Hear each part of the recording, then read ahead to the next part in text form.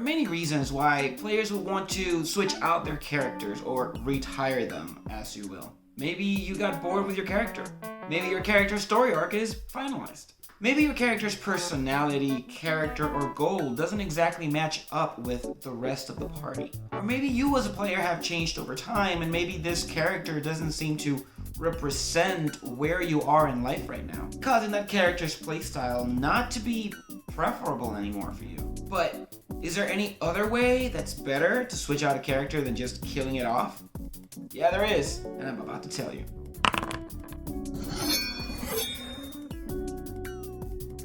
Killing off a character is definitely the easy and effective way to do it, but it doesn't exactly honor all of the time and effort spent on that character by not only the player playing the character, but also the other ones as they interacted with that character.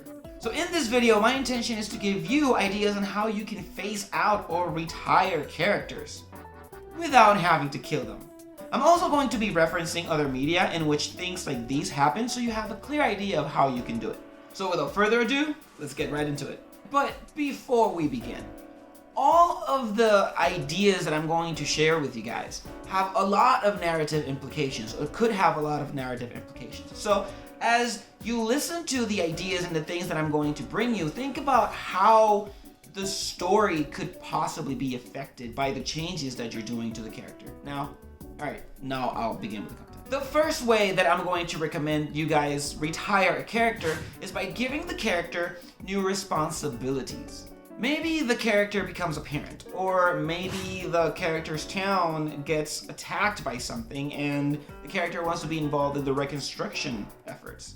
Maybe the character really liked the town where they are at and they decide that they just want to stay in that town. Or maybe the character was secretly a noble, and you could retcon that a little bit. The narrative implications for this would be that the character not only is not dead and will be able to continue interacting with the party, but also, as the story progresses, as the main party's adventure progresses, maybe sometime they'll connect back, and the character who disconnected now is able to help them in another capacity. Maybe now they can provide lodging. Maybe now they can provide weapons and gear and equipment for the party. The second way that I recommend for characters to be switched out or transitioned out or retired is turn the character into the villain or a henchman of the villain. And we see that in Star Wars, in the way that Anakin, because of all of the things that happened to him throughout his life, he started empathizing with the Senator, who in the end turned out to be a Darth Lord, Darth Sidious. But anyway, the point is that this protagonist now is a part of what the narrative considered to be the villains. And the other players now have to deal with this. Also, there could be this expectation of maybe in the future, if things keep going the way they're going, are we actually going to have to defeat, restrain, maybe even kill our previous friend? Another way that you could do this is by having the character be brainwashed. What better reference for this than in Captain America in the MCU? Bucky was not only a very close friend to Steve Rogers, he also became a very integral part of his main posse, his main crew. The way you can see it is think of the Howling Commandos as Steve's party, as Captain America's party. Something happened to Bucky, and now, years later, he is brainwashed and he is fighting the protagonist. You could have that too.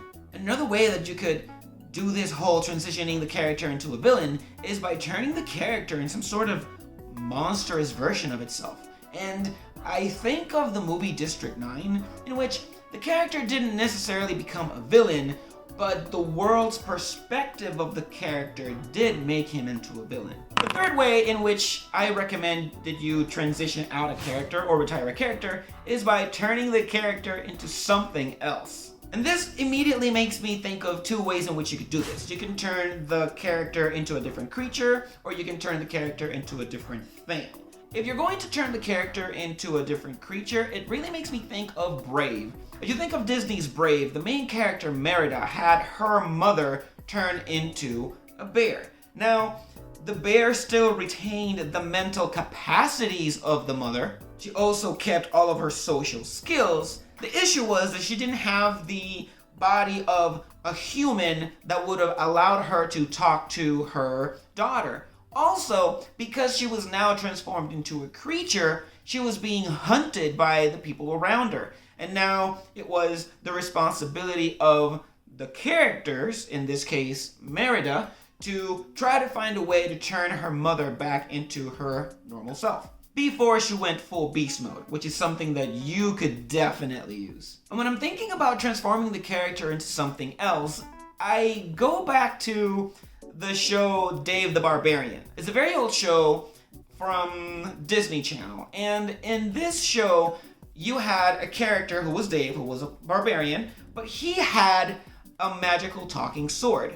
Now, what I'm suggesting is have characters turn into things. Maybe one of the characters who was a barbarian lost a bet and was turned into an axe that now one of the characters in the party actually is able to use. Now, the fun thing about this is that the character is not necessarily lost socially and relationally, but there are things that the character will not be able to do because they are now a weapon or a pendant or a shoe. I don't know. You figure it out.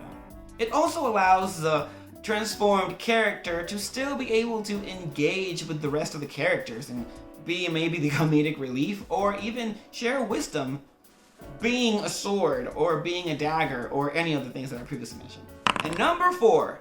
Now stop me if you've heard this one before. No, don't actually stop the video. It's just a figure of speech. Anyway, a way that you could retire a character is by doing the good old body swap. Now, when I think about the body swap, I think about 3 movies. I think about 17 Again and Pixar's Soul and Freaky Friday. Now, using 17 Again, the character is still the same character. The difference is that now their body has reverted back to a previous point in time. Maybe they still have all of their consciousness. Maybe they still have all of their past experiences. But because they have gone back in time, their physicality may be altered. Maybe the amount of power that they have may be altered. And so this allows the character to maybe say, you know what? I have all this youth again.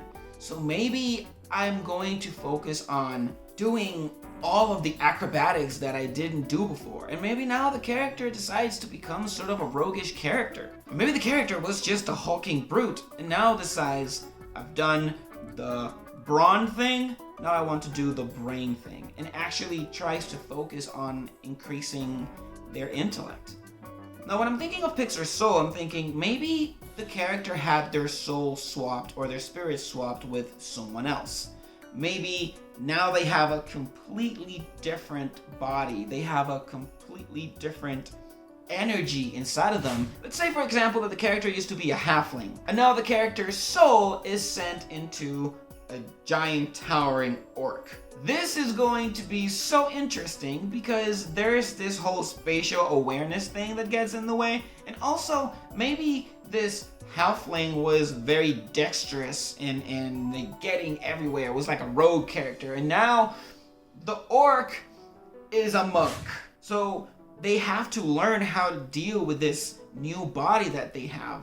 I don't know, maybe the previous body is still somewhere out there, and this could provide a lot of opportunities for the main characters to go look for the person's body. Maybe as they explore, they start hearing all of these rumors about someone who matched the character's previous appearance, doing some crimes and doing some things and messing up their reputation.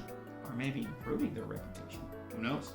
And in Freaky Friday, this was pretty interesting because maybe they didn't change into a completely different creature, but all of the responsibilities, all of the implications of one body switching with the other are very well present in the movie and could very well be present in the new story that you're going to try to tell. The 5th way in which you could transition out a character or retire a character, I'm going to try to summarize it all with one word: Isakai. If you don't know what the word is, basically what you're doing is that you're trapping the character in a completely different universe. In the terms of maybe a fantasy game, which is what most of us play, you could have that character either be in a different universe or maybe a different dimension or plane. It makes me think of two movies. It makes me think of Enchanted, and it makes me think of John Carter. Now I know there are other examples, but here's the thing. Usually when we do Isakai, we are seeing the world from the perspective of the character that got transported. We seldom see the world through the eyes of those who were not transported. And for that, I want to go to the movie Enchanted. In the movie Enchanted, the protagonist goes into a different world. Now, she's trying to figure out what this whole world is and how she got there, but we sort of see glimpses of what is life without her in the other universe. And the sixth way that I suggest that you could retire a character, and I know it's going to be a little bit counterintuitive because I did mention at the beginning that killing a character was kind of a cop-out, but hear me out. The sixth way that you could retire a character would be by allowing that character to make a sacrifice that would make the rest of the team live. I'm here thinking of the movie Star Wars New Hope, in which ObiWan decided to be the bait and be the center of attention while fighting Vader so that the rest of the party could escape. Now we do know eventually that ObiWan went into the astral plane and became a Force ghost, which is something that you could definitely also try to implement in your story, but the truth is that if Obi-Wan hadn't done that, I don't think there would have been any possibility of the party actually escaping. I wanted to close with a couple of things that I thought are important if you are implementing any of these.